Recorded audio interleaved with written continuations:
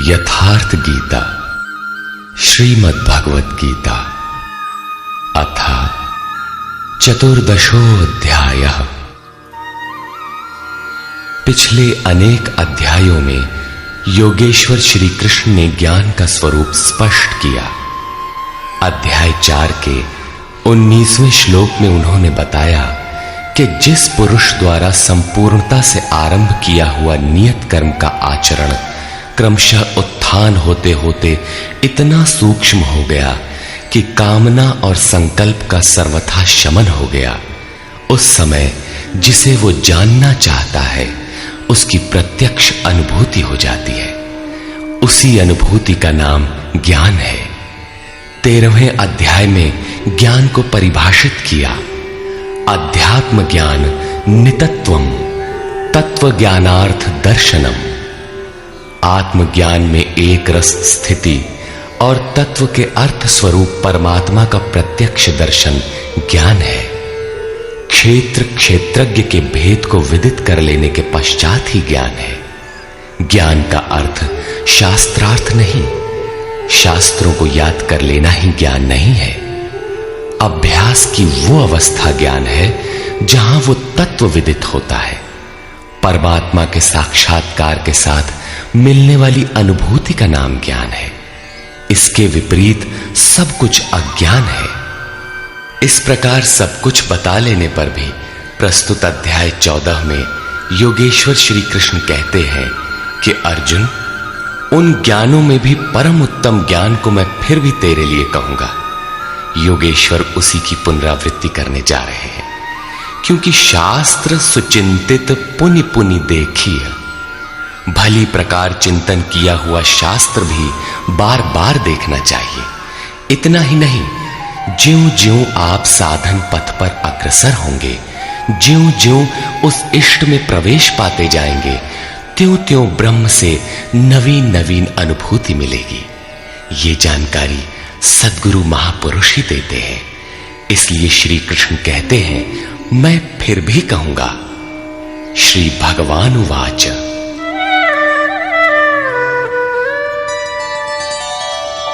परं भूयः प्रवक्ष्यामि ज्ञानानां ज्ञानमुत्तमम् यज्ञात्वा मुनयः सर्वे परां सिद्धिमितो गताः। अर्जुन, ज्ञानों में भी अति उत्तम ज्ञान परम ज्ञान को मैं फिर भी तेरे लिए कहूंगा, जिसे पीछे कह चुके हैं। जिसे जानकर सब मुनिजन इस संसार से मुक्त होकर परम सिद्धि को प्राप्त होते हैं, जिसके बाद कुछ भी पाना शेष नहीं रहता। इदं ज्ञानमुपाश्रित्य मम साधर्म्यमागताः सर्गेऽपि नोपजायन्ते प्रलये न व्यथन्ति च। इस ज्ञान को उपाश्रित्य, इस ज्ञान का नजदीक से आश्रय लेकर क्रिया से चलकर पास पहुंचकर मेरे स्वरूप को प्राप्त हुए लोग सृष्टि के आदि में पुनः जन्म नहीं लेते और प्रलय काल में अर्थात शरीरांत होते समय व्याकुल नहीं होते, क्योंकि महापुरुष के शरीर का अंत तो उसी दिन हो जाता है जब वो स्वरूप को प्राप्त होता है। उसके बाद उनका शरीर रहने का एक मकान मात्र रह जाता है। पुनर्जन्म का स्थान कहां है जहां लोग जन्म लेते हैं? इस पर श्री कृष्ण कहते हैं,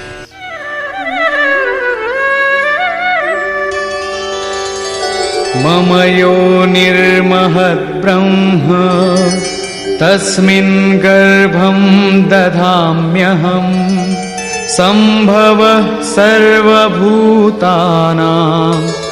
ततो भवति भारत। हे अर्जुन, मेरी महद ब्रह्म अर्थात अष्टधा मूल प्रकृति संपूर्ण भूतों की योनि है और उसमें मैं चेतन रूपी बीज को स्थापित करता हूं। उस जड़ चेतन के संयोग से सभी भूतों की उत्पत्ति होती है। सर्वयोनिषु कौन्तेय मूर्तयः सम्भवन्ति याः तासां ब्रह्ममहद्योनिः अहं बीजप्रदः पिता। कौन्तेय, सब योनियों में जितने शरीर उत्पन्न होते हैं उन सब की योनि गर्भ धारण करने वाली माता 8 भेदों वाली मूल प्रकृति है और मैं ही बीज को स्थापन करने वाला पिता हूं। अन्य कोई न माता है न पिता। जब तक जड़ चेतन का संयोग रहेगा जन्म होते रहेंगे, निमित्त तो कोई न कोई बनता ही रहेगा। चेतन आत्मा जड़ प्रकृति में क्यों बंध जाती है? इस पर कहते हैं सत्वं रजस्तम इति गुणाः प्रकृति संभवाः निबध्नन्ति महाबाहो देहे देहिनमव्ययम्। महाबाहु अर्जुन, सत्वगुण, रजोगुण और तमोगुण प्रकृति से उत्पन्न हुए तीनों गुण ही इस अविनाशी जीवात्मा को शरीर में बांधते हैं। किस प्रकार? तत्र सत्वं निर्मलत्वात् प्रकाशकमनामयम् सुखसंगेन बध्नाति ज्ञानसंगेन चानघ। निष्पाप अर्जुन, उन तीनों गुणों में प्रकाश करने वाला निर्विकार सत्व गुण तो निर्मलत्वात्, निर्मल होने के कारण सुख और ज्ञान की आसक्ति से आत्मा को शरीर में बांधता है। सत्व गुण भी बंधन ही है। अंतर इतना ही है कि सुख एकमात्र परमात्मा में है और ज्ञान साक्षात्कार का नाम है। सत्व गुणी तब तक बंधा है जब तक परमात्मा का साक्षात्कार नहीं हो जाता। रजो रागात्मकं विद्धि तृष्णा संगसमुद्भवम् तन्निबध्नाति कौन्तेय कर्म संगेन देहिनम्। हे अर्जुन, राग का जीता जागता स्वरूप रजोगुण है। इसे तू कर्म संगेन, कामना और आसक्ति से उत्पन्न हुआ जान। वो जीवात्मा को कर्म और उसके फल की आसक्ति में बांधता है। वो कर्म में प्रवृत्ति देता है। तमस्त्वं ज्ञानजं विद्धि मोहनं सर्वदेहिनां प्रमादालस्य निद्राभिः तन्निबध्नाति भारत। अर्जुन, समस्त देहधारियों को मोहने वाले तमोगुण को तू अज्ञान से उत्पन्न हुआ जान। वो इस आत्मा को प्रमाद अर्थात व्यर्थ की चेष्टा, आलस्य की कल करेंगे और निद्रा द्वारा बांधता है। निद्रा का अर्थ यह नहीं कि तमोगुणी अधिक सोता है, शरीर सोता हो ऐसी बात नहीं। या निशा सर्वभूतानाम तस्याम जागर्ति संयमी। जगत ही रात्रि है। तमोगुणी व्यक्ति इस जगत रूपी निशा में रात दिन व्यस्त रहता है, प्रकाश स्वरूप की ओर अचेत रहता है। यही तमोगुणी निद्रा है। जो इसमें फंसा है सोता है। अब तीनों गुणों के बंधन का सामूहिक स्वरूप बताते हैं। सत्वं सुखे संजयति रजः कर्मणि भारत ज्ञानमावृत्य तु तमः प्रमादे संजयत्युत। अर्जुन, सत्वगुण सुख में लगाता है, शाश्वत परम सुख की धारा में लगाता है। रजोगुण कर्म में प्रवृत्त करता है और तमोगुण ज्ञान को आच्छादित करके प्रमाद में अर्थात अंतःकरण की व्यर्थ चेष्टाओं में लगाता है। जब गुण एक ही स्थान पर एक ही हृदय में हैं, तो अलग अलग कैसे विभक्त हो जाते हैं? इस पर योगेश्वर श्री कृष्ण बताते हैं,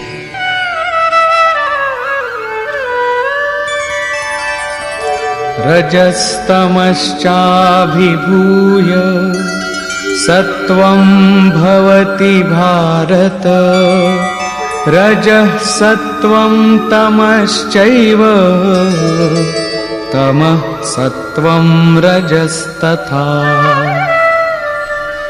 हे अर्जुन, रजोगुण और तमोगुण को दबाकर सत्वगुण बढ़ता है, वैसे ही सत्वगुण और तमोगुण को दबाकर रजोगुण बढ़ता है, तथा इसी प्रकार रजोगुण और सत्वगुण को दबाकर तमोगुण बढ़ता है। ये कैसे पहचाना जाए कि कब और कौन सा गुण कार्य कर रहा है? सर्वद्वारेषु देहेऽस्मिन् प्रकाश उपजायते, ज्ञानं यदा तदा विद्यात् विवृद्धं सत्वमित्युत। जिस काल में इस शरीर तथा अंतःकरण और संपूर्ण इंद्रियों में ईश्वरीय प्रकाश और बोध शक्ति उत्पन्न होती है, उस समय ऐसा जानना चाहिए कि सत्वगुण विशेष वृद्धि को प्राप्त हुआ है, तथा लोभ प्रवृत्तिरारम्भः कर्मणामशमः स्पृहा, रजस्येतानि जायन्ते विवृद्धे भरतर्षभ। हे अर्जुन, रजोगुण की विशेष वृद्धि होने पर लोभ, कार्य में प्रवृत्त होने की चेष्टा, कर्मों का आरंभ, अशांति अर्थात मन की चंचलता, विषय भोगों की लालसा, ये सब उत्पन्न होते हैं। अब तमोगुण की वृद्धि में क्या होता है? अप्रकाशो प्रवृत्तिश्च प्रमादो मोह एव च, तमस्येतानि जायन्ते विवृद्धे कुरु नंदन। अर्जुन, तमोगुण के बढ़ने पर अप्रकाशः, प्रकाश परमात्मा का द्योतक है। ईश्वरीय प्रकाश की ओर न बढ़ने का स्वभाव, कार्यम कर्म, जो करने योग्य प्रक्रिया विशेष है, उसमें अप्रवृत्ति, अंतःकरण में व्यर्थ की चेष्टाओं का प्रवाह और संसार में मुग्ध करने वाली प्रवृत्तियां, ये सभी उत्पन्न होते हैं। इन गुणों की जानकारी से लाभ क्या है? यदा सत्वे प्रवृद्धे तु प्रलयं याति देहभृत्, तदोत्तमविदां लोकान् अमलान् प्रतिपद्यते। जब ये जीवात्मा सत्व गुण की वृद्धि काल में मृत्यु को प्राप्त होता है, शरीर त्याग करता है, तब उत्तम कर्म करने वालों के मल रहित दिव्य लोकों को प्राप्त होता है, तथा रजसि प्रलयं गत्वा कर्म संगिषु जायते, तथा प्रलीनस्तमसि मूढ़योनिषु जायते। रजोगुण की वृद्धि होने पर मृत्यु को प्राप्त होने वाला कर्मों की आसक्ति वाले मनुष्यों में जन्म लेता है, तथा तमोगुण की वृद्धि में मरा हुआ पुरुष मूढ़ योनियों में जन्म लेता है, जिसमें कीट पतंगादि पर्यंत योनियों का विस्तार है। अतः गुणों में भी मनुष्यों को सात्विक गुणों वाला होना चाहिए। प्रकृति का यह बैंक आपके अर्जित गुणों को मृत्यु के उपरांत भी उन्हें आपको सुरक्षित लौटाता है। अब देखें इसका परिणाम। कर्मणः सुकृतस्याहुः सात्विकं निर्मलं फलम्, रजसस्तु फलं दुःखम्, अज्ञानं तमसः फलम्। सात्विक कर्म का फल सात्विक, निर्मल सुख, ज्ञान और वैराग्य आदि कहा गया है। राजस कर्म का फल दुख और तामस कर्म का फल अज्ञान है। तथा सत्वात् संजायते ज्ञानम् रजसो लोभ एव च प्रमादमोहौ तमसो भवतो ज्ञानमेव च। सत्व गुण से ज्ञान उत्पन्न होता है। ईश्वरीय अनुभूति का नाम ज्ञान है। ईश्वरीय अनुभूति का प्रवाह होता है। रजोगुण से निसंदेह लोभ उत्पन्न होता है तथा तमोगुण से प्रमाद, मोह, आलस्य अर्थात अज्ञान ही उत्पन्न होता है। ये उत्पन्न होकर कौन सी गति देते हैं? ऊर्ध्वं गच्छन्ति सत्त्वस्था मध्ये तिष्ठन्ति राजसा जघन्यगुणवृत्तिस्था अधो गच्छन्ति तामसा। सत्व गुण में स्थित हुआ पुरुष ऊर्ध्व मूलम, उस मूल परमात्मा की ओर प्रवाहित होता है, निर्मल लोकों में जाता है।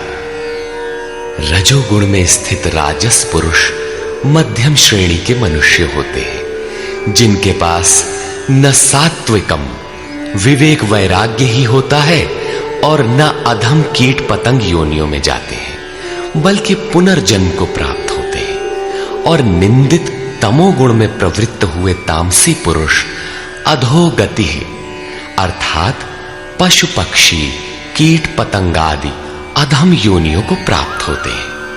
इस प्रकार तीनों गुण किसी न किसी रूप में योनि के ही कारण हैं। जो पुरुष गुणों को पार कर लेते हैं वे जन्म बंधन से छूट जाते हैं और मेरे स्वरूप को प्राप्त होते हैं। इस पर कहते हैं,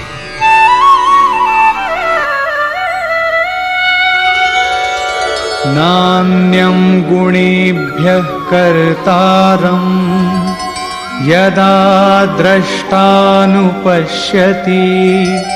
गुणेभ्यश्च परं वेत्ति मद्भावं सोऽधिगच्छति। जिस काल में दृष्टा आत्मा तीनों गुणों के अतिरिक्त अन्य किसी को करता नहीं देखता और तीनों गुणों से अत्यंत परे परम तत्व को वेत्ति विदित कर लेता है, उस समय वो पुरुष मेरे स्वरूप को प्राप्त होता है। ये बौद्धिक मान्यता नहीं है कि गुण गुणों में बरतते हैं। साधन करते करते एक ऐसी अवस्था आती है जहां उस परम से अनुभूति होती है कि गुणों के सिवाय कोई करता नहीं दिखता। उस समय पुरुष तीनों गुणों से अतीत हो जाता है। ये कल्पित मान्यता नहीं है।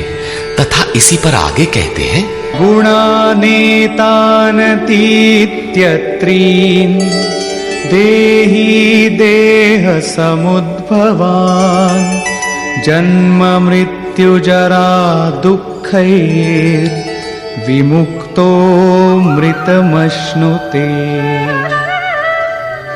पुरुष इन स्थूल शरीरों की उत्पत्ति के कारण रूप तीनों गुणों से अतीत होकर जन्म मृत्यु वृद्धावस्था और सब प्रकार के दुखों से विशेष रूप से मुक्त होकर अमृत तत्व का पान करता है। इस प्रकार अर्जुन ने प्रश्न किया। अर्जुन उवाच,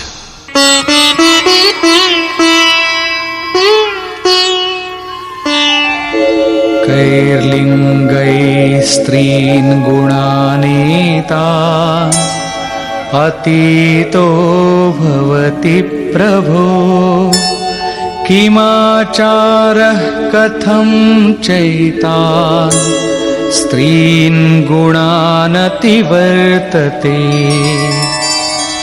प्रभु, इन तीनों गुणों से अतीत हुआ पुरुष किन किन लक्षणों से युक्त होता है और किस प्रकार के आचरणों वाला होता है तथा मनुष्य किस उपाय से इन तीनों गुणों से अतीत होता है। श्री भगवान उवाच,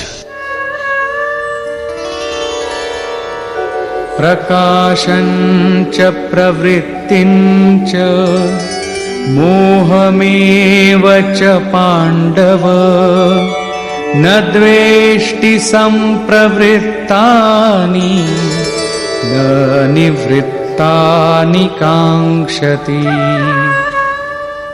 अर्जुन के उपर्युक्त तीनों प्रश्नों का उत्तर देते हुए योगेश्वर श्री कृष्ण ने कहा, अर्जुन, जो पुरुष सत्व गुण के कार्य रूप ईश्वरीय प्रकाश, रजोगुण के कार्य रूप प्रवृत्ति और तमोगुण के कार्य रूप मोह को न तो प्रवृत्त होने पर बुरा समझता है और न निवृत्त होने पर उनकी आकांक्षा ही करता है, तथा उदासीनवदासीनो गुणैर्यो न विचाल्यते गुणावर्तन्त इत्येव योऽवतिष्ठति नेङ्गते। जो इस प्रकार उदासीन के सदृश स्थित हुआ गुणों द्वारा विचलित नहीं किया जा सकता, गुण गुण में ही बरतते हैं, ऐसा यथार्थतः जानकर उस स्थिति से चलायमान नहीं होता, तभी वो गुणों से अतीत होता है।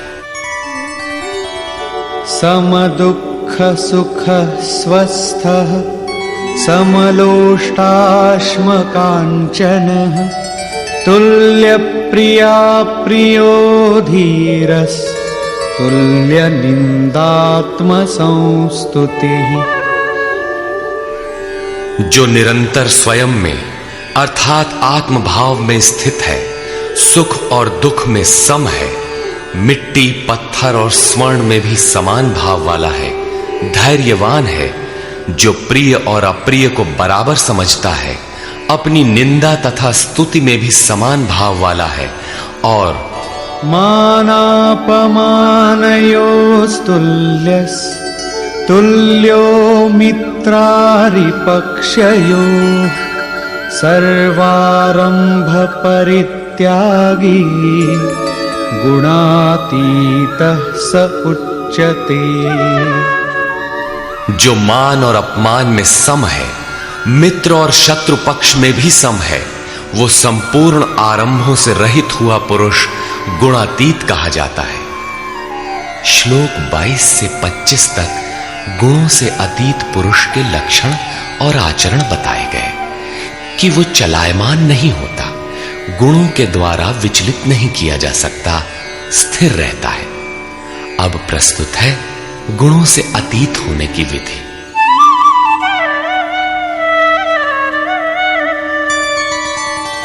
मां च यो व्यभिचारेण भक्ति योगेन सेवते सगुणान् समतीत्यैतान् ब्रह्म भूयाय कल्पते। जो पुरुष अव्यभिचारिणी भक्ति द्वारा अर्थात इष्ट के अतिरिक्त अन्य सांसारिक स्मरणों से सर्वथा रहित होकर योग द्वारा अर्थात उसी नियत कर्म द्वारा मुझे निरंतर भजता है, वो इन तीनों गुणों का अच्छी प्रकार उल्लंघन करके पर ब्रह्म के साथ एक होने के योग्य होता है, जिसका नाम कल्प है। ब्रह्म के साथ एक ही भाव हो जाना ही वास्तविक कल्प है। अनन्य भाव से नियत कर्म का आचरण किए बिना कोई भी गुणों से अतीत नहीं होता। अंत में योगेश्वर निर्णय देते हैं,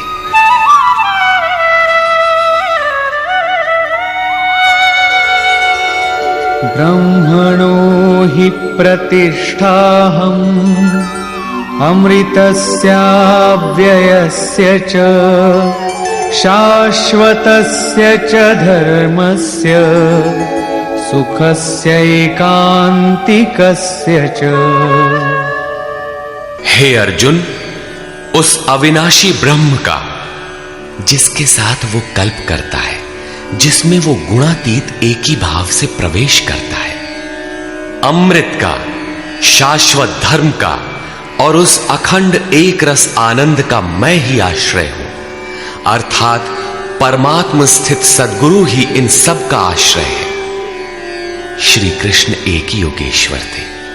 अब यदि आपको अव्यक्त अविनाशी ब्रह्म, शाश्वत धर्म, अखंड एक रस आनंद की आवश्यकता है तो किसी तत्व स्थित अव्यक्त स्थित महापुरुष की शरण लें। उनके द्वारा ही यह संभव है। निष्कर्ष, इस अध्याय के आरंभ में योगेश्वर श्री कृष्ण ने कहा कि अर्जुन, ज्ञानों में भी अति उत्तम परम ज्ञान को मैं फिर भी तेरे लिए कहूंगा, जिसे जानकर मुनिजन उपासना के द्वारा मेरे स्वरूप को प्राप्त होते हैं। फिर सृष्टि के आदि में वे जन्म नहीं लेते, किंतु शरीर का निधन तो होना ही है। उस समय वे व्यथित नहीं होते। वे वास्तव में शरीर तो उसी दिन त्याग देते हैं जिस दिन स्वरूप को प्राप्त होते हैं। प्राप्ति जीते जी होती है, किंतु शरीर का अंत होते समय भी वे व्यथित नहीं होते। प्रकृति से उत्पन्न हुए रज, सत्व और तम तीनों गुण ही इस जीवात्मा को शरीरों में बांधते हैं। दो गुणों को दबाकर तीसरा गुण बढ़ाया जा सकता है। गुण परिवर्तनशील है। प्रकृति जो अनादि है, नष्ट नहीं होती, बल्कि गुणों का प्रभाव टाला जा सकता है। गुण मन पर प्रभाव डालते हैं। जब सत्व गुण की वृद्धि रहती है तो ईश्वरीय प्रकाश और बोध शक्ति रहती है। रजोगुण रागात्मक है। उस समय कर्म का लोभ रहता है, आसक्ति रहती है, और अंतःकरण में तमोगुण कार्य रूप लेने पर आलस्य प्रमाद घेर लेता है। सत्व की वृद्धि में मृत्यु को प्राप्त पुरुष ऊपर के निर्मल लोकों में जन्म लेता है। रजोगुण की वृद्धि को प्राप्त हुआ मनुष्य मानव योनि में ही लौट कर आता है, और तमोगुण की वृद्धि काल में मनुष्य शरीर त्याग कर अधम अर्थात पशु, कीट, पतंग इत्यादि योनि को प्राप्त होता है। इसलिए मनुष्यों को क्रमशः उन्नत गुण सात्विक की ओर बढ़ना चाहिए। वस्तुतः तीनों गुण किसी न किसी योनि के ही कारण हैं। गुण ही आत्मा को शरीरों में बांधते हैं, इसलिए गुणों से अतीत होना चाहिए। वे जिससे मुक्त होते हैं उसका स्वरूप बताते हुए योगेश्वर ने कहा, अष्टधा मूल प्रकृति गर्भ को धारण करने वाली माता है, और मैं ही बीज रूप पिता हूं। अन्य न कोई माता है न पिता। जब तक यह क्रम रहेगा तब तक चराचर जगत में निमित्त रूप से कोई न कोई माता पिता बनते रहेंगे, किंतु वस्तुतः प्रकृति ही माता है, मैं ही पिता हूं। अर्जुन ने 3 प्रश्न किए। गुणातीत पुरुष के क्या लक्षण हैं, क्या आचरण है, और किस उपाय से मनुष्य इन तीनों गुणों से अतीत होता है। इस पर योगेश्वर श्री कृष्ण ने गुणातीत पुरुष के लक्षण और आचरण बताए, और अंत में गुणातीत होने का उपाय बताया कि जो पुरुष अव्यभिचारिणी भक्ति और योग के द्वारा निरंतर मुझे भजता है वह तीनों गुणों से अतीत हो जाता है। अन्य किसी का चिंतन न करते हुए निरंतर इष्ट का चिंतन करना अव्यभिचारिणी भक्ति है। जो संसार के संयोग वियोग से सर्वथा रहित है उसी का नाम योग है। उसको कार्य रूप देने की प्रणाली का नाम कर्म है। यज्ञ जिससे संपन्न होता है वह हरकत कर्म है। अव्यभिचारिणी भक्ति द्वारा उस नियत कर्म के आचरण से ही पुरुष तीनों गुणों से अतीत होता है, और अतीत होकर ब्रह्म के साथ एक ही भाव के लिए पूर्ण कल्प को प्राप्त करने के लिए योग्य होता है। गुण जिस मन पर प्रभाव डालते हैं उसके विलय होते ही ब्रह्म के साथ एक ही भाव हो जाता है। यही वास्तविक कल्प है। अतः बिना भजन किए कोई गुणों से अतीत नहीं होता। अंत में योगेश्वर श्री कृष्ण निर्णय देते हैं, वह गुणातीत पुरुष जिस ब्रह्म के साथ एक ही भाव में स्थित होता है उस ब्रह्म का, अमृत तत्व का, शाश्वत धर्म का और अखंड एक रस आनंद का मैं ही आश्रय हूं, अर्थात प्रदान करता हूं। अब तो श्री कृष्ण चले गए। अब वह आश्रय तो चला गया, तब तो बड़े संशय की बात है, वह आश्रय अब कहां मिलेगा। लेकिन नहीं, श्री कृष्ण ने अपना परिचय दिया है कि वे एक योगी थे, स्वरूपस्थ महापुरुष थे। शिष्यस्ते अहम शाधिमाम त्वाम प्रपन्नम। अर्जुन ने कहा, मैं आपका शिष्य हूं, आपकी शरण हूं, मुझे संभालिए। स्थान स्थान पर श्री कृष्ण ने अपना परिचय दिया, स्थित प्रज्ञ महापुरुष के लक्षण बताए और उनसे अपनी तुलना की। अतः स्पष्ट है कि श्री कृष्ण एक महात्मा योगी थे। अब यदि आपको अखंड एक रस आनंद, शाश्वत धर्म अथवा अमृत तत्व की आवश्यकता है तो इन सब की प्राप्ति के स्रोत एकमात्र सद्गुरु हैं। सीधे पुस्तक पढ़कर इसे कोई नहीं पा सकता। जब वही महापुरुष आत्मा से अभिन्न होकर रथी हो जाते हैं तो शनैः शनैः अनुरागी को संचालित करते हुए उसके स्वरूप तक, जिनमें वे स्वयं प्रतिष्ठित हैं, पहुंचा देते हैं। वही एकमात्र माध्यम है। इस प्रकार योगेश्वर श्री कृष्ण ने अपने को सबका आश्रय बताते हुए इस 14वें अध्याय का समापन किया, जिसमें गुणों का विस्तार से वर्णन है। अतः तत्सदिति श्रीमद् भगवद गीता सूपनिषत्सु ब्रह्म विद्यायाम योग शास्त्रे श्री कृष्णार्जुन संवादे गुणत्रय विभाग योगो नाम चतुर्दशोऽध्यायः।